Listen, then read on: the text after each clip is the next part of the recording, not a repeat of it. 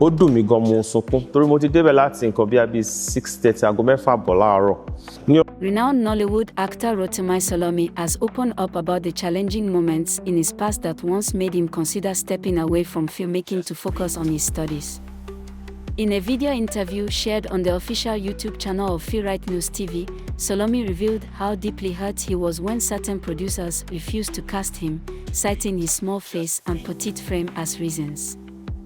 He admitted that the rejection brought him to tears but also shared how he ultimately overcame the setback.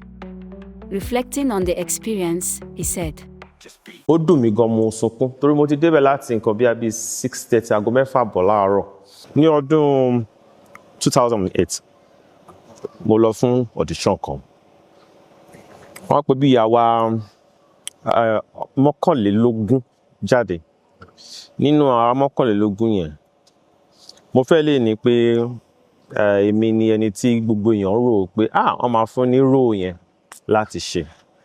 Àmọ́ at the end of the day, wọ́n ní pé ojú mi kéré, mi ò lè ṣe role yẹn.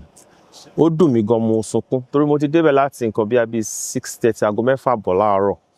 Ìgbà tó sọ fún mi pé wọ́n lè fún mi ní role yìí pé kí n máa lọlé nǹkan bí aago 7 lálẹ́ ni. 2008 yẹn mo wá pinnu pé mi ò ṣe orí ìtàgé mọ́. Mo wá kúrò, mo wá gbájúmọ́ ọ̀rọ̀ school mi nígbà yẹn.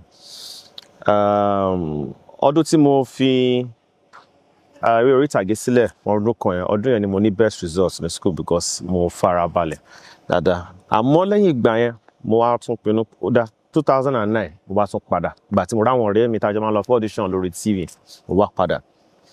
Ìgbà tó yá, ọdún 2015 kọ́ ni mo tún sọ pé mi ò ṣe mọ́